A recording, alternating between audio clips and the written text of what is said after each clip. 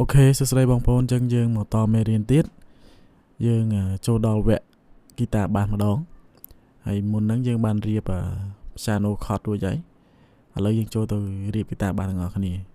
ចឹងយើងបូក pattern មួយហើយយើង typing មកដាក់ថាបាសមក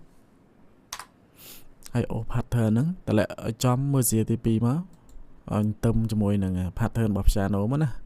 ដោយសារ piano អីហ្គីតាបាសអីវាធ្លាក់នៅមើលសៀទី2នេះអូខេចឹងយើងចូលមក select លើនឹងមកហើយយើងចូលទៅកាន់ generic ហើយបងប្អូនទៅ add ឧបករណ៍ហ្គីតាបាសមកហ្គីតាបាសបងប្អូនអាចប្រើមួយណាក៏បានដែរណាទៅតាមអ្វីដែលបងប្អូនធ្លាប់ប្រើ boo bass នេះក៏បានដែរណា boo bass នេះក៏បានដែរនឹងករណីអានេះ plug in zin ហើយបងប្អូនមាន plug in ណាផ្សេងអាចប្រើបានឲ្យតែបាសនិយាយរួមឲ្យតែបាសអញ្ចឹងខ្ញុំមានហ្គីតាបាសរបស់ខ្ញុំហីខ្ញុំបាន add ហើយហីតោះណា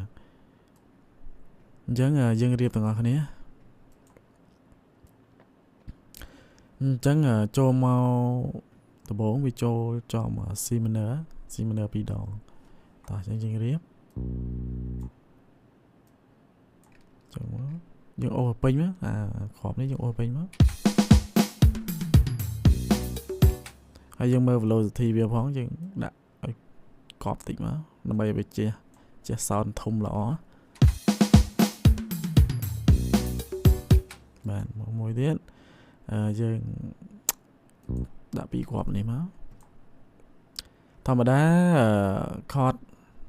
ហ្គីតា chord របស់យើង chord piano របស់យើង C minor វាមានអីខ្លះវាមាន C Re និង Fa Jazz C Re Fa Jazz អញ្ចឹងយើងយកគ្រាប់ខាងនេះយើងយកមកដាក់ Fa Jazz មកគ្រាប់ខាងលើនេះបាទបន្តមកទៀតយើងរៀបចេះទៀតមក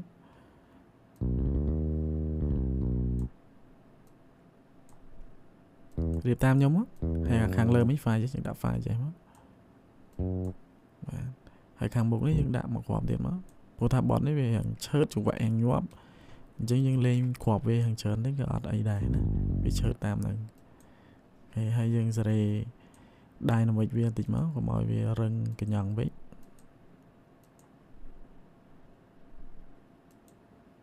តោះយើងស្ដាប់មើល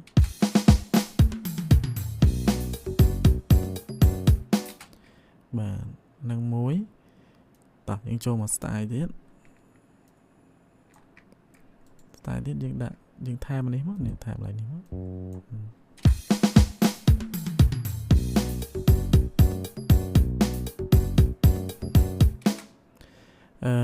ចឹងមកដល់ហើយនេះវាដូរអក្សរណា C 2ដងហើយវាដូរអក្សរចូលឡា2ដងដែរចឹងយើង copy មកហើយយើងដាក់ឡាមក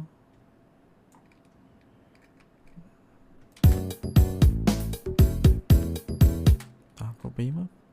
បាច់ខ្វល់ច្រើនតើមករេណាឡាពីរដងហើយរេតើយើងចូលរេយើងដាក់ស្ដាប់អញ្ចឹងជួនកាលវា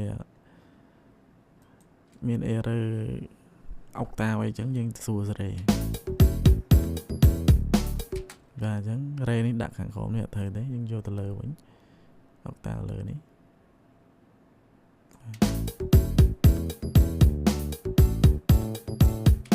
បាទអញ្ចឹងយើងចូលមកកាន់ C វិញធ្លាក់មកកាន់ C វិញ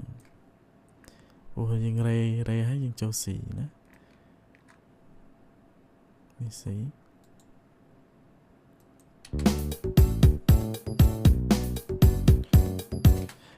ឡានេះយើងយកមកក្រោមនេះក៏បានដែរណាឡានេះបងប្អូនចុច select ចឹងហើយចុច control ហើយចុចចុះក្រោមចេះមកវាចូលហ្នឹងករណីបងប្អូនអត់ចង់ឲ្យវាឡើងខ្ពស់ហើយពេលយើងដាក់ melody ដាក់អីមកយើងចាំសេរីតាមចិត្តស្ដែងទៀតឥឡូវខ្ញុំលើកវាទៅលើសិនដើម្បីកុំឲ្យបងប្អូនវែងបាទអញ្ចឹង C ហើយឡាណាចូលឡាវិញអញ្ចឹង copy មកឡាពីរដងអូខេអញ្ចឹងចប់ហើយហ្គីតាបាសយើងហើយយើងសេរី dynamic វាឲ្យវាស្ទន់តិចមកយើងយកយើង select all ចឹងមកបន្តមកទៀតយើងយកកូនសោនេះមកហើយយើងយកវាថា LFO ណាហើយយើងសេរីតាមការគូមក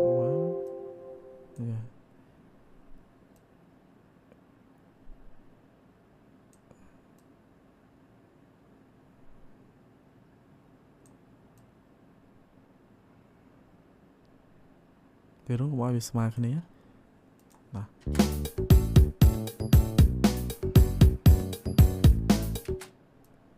ហើយបើបងប្អូនអាសាបងប្អូនអាចចាំមិនថា adjust វាខ្លួនឯងណាអង្គុយធ្វើខ្លួនឯងតែខ្ញុំខ្ជិល